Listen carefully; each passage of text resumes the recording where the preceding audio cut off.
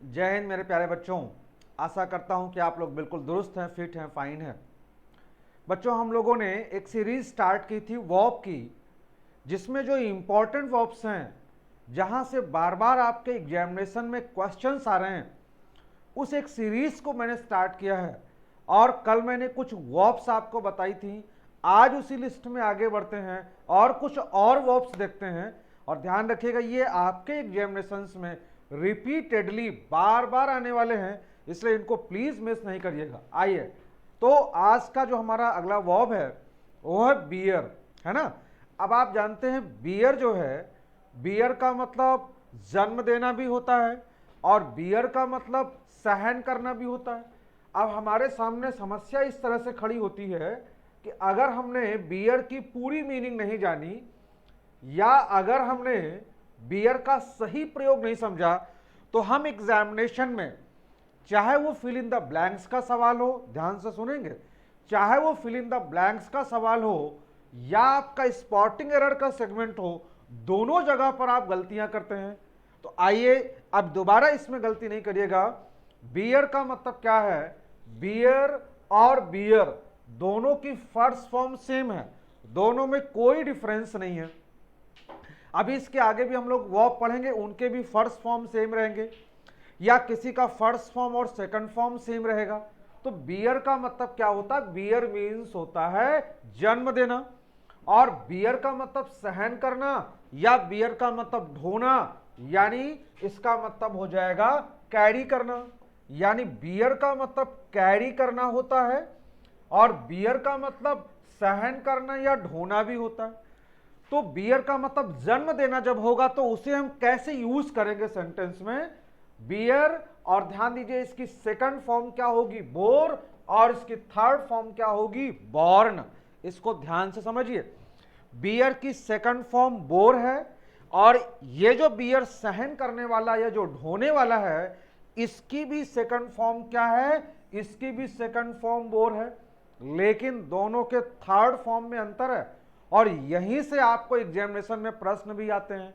आप देखिए, इसकी जो थर्ड फॉर्म है वो BORN, बॉर्न है, और इसकी जो थर्ड फॉर्म है वो BORNE, बोर्न।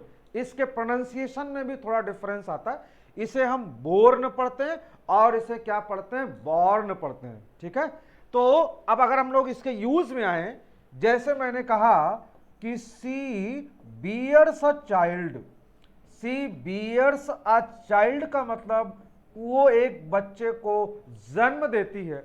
अब हम लोगों ने एक सेंटेंस बनाया प्रेजेंट इंडेफिनिट में, क्योंकि फर्स्ट फॉर्म को तो प्रेजेंट इंडेफिनिट में यूज करेंगे।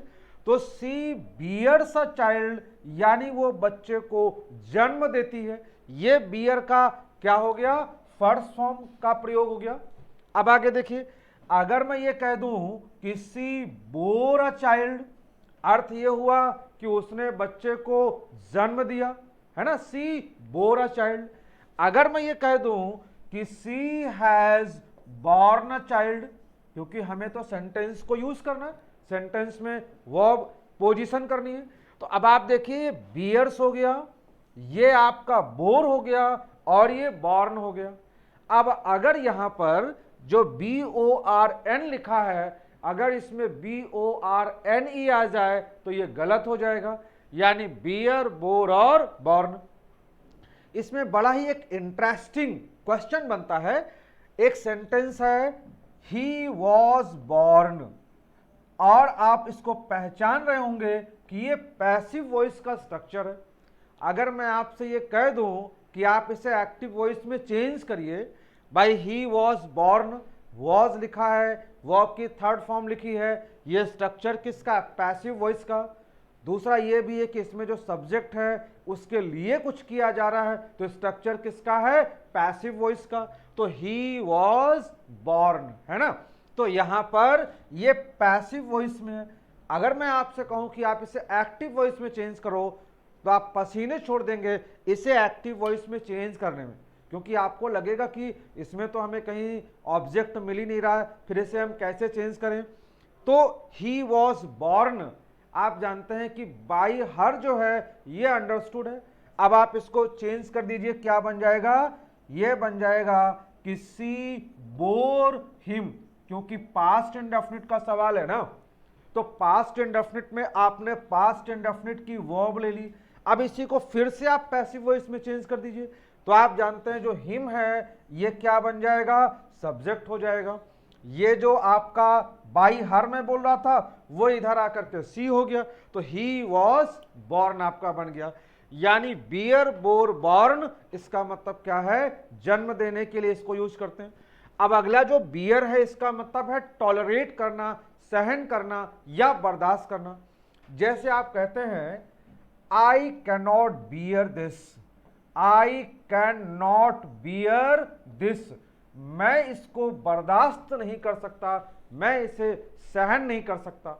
तो सहन करने के लिए, टॉलरेट करने के लिए आप बियर का यूज करते हैं। बियर का मतलब यह है कि कैरी करना।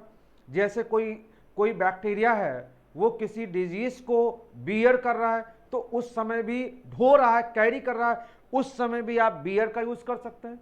तो I can not bear this का मतलब क्या हुआ, मैं इसे सहन नहीं कर सकता, मैं इसे बर्दाश्त नहीं कर सकता। अगर आप ये बोले कि मैंने आपको 2 घंटे तक सहन किया, आपने कहा कि आई बोर हिम फॉर 2 आवर्स, मैंने उसे 2 घंटे बर्दाश्त किया। अब आप देखिए यहां पर आपने बोर का यूज किया, बियर का सेकंड फॉर्म बोर है। ऐसे ही इसका थर्ड फॉर्म क्या हो जाएगा, बोर्न हो जाएगा। I have borne him for 2 hours, ऐसा भी आप बोल सकते हैं। हालांकि बोर्न का हम लोग और भी यूज करते हैं, जैसे आप जानते हो बोर्न को हम लोग एडजेक्टिव की तरह से भी यूज कर लेते हैं। जैसे मैंने लिखा कि वाटर बॉर्न डिजीजेज, ध्यान दीजिए मैंने बोला वाटर बॉर्न डिजीजेज, यानी ऐसी बीमारियां जो पानी से पैदा होने वाली हैं, तो उसे हम क्या कहते हैं, वाटर बॉर्न डिजीजेस कहते हैं। जैसे हम कहते हैं एयर बॉर्न, है ना, जो चीज एयर कैरी कर रही है। तो इस तरह से आपने ये पढ़ा कि बियर बोर और बॉर्न होता है, बियर बोर और बोर्न होता है, और इनके जो मीनिंग और इनके जो यूजेस हैं इन पे आप कंफ्यूज नहीं होंगे, और एग्जामिनेशन में आप इन पर गलती नहीं करेंगे। जय हिंद, जय भारत।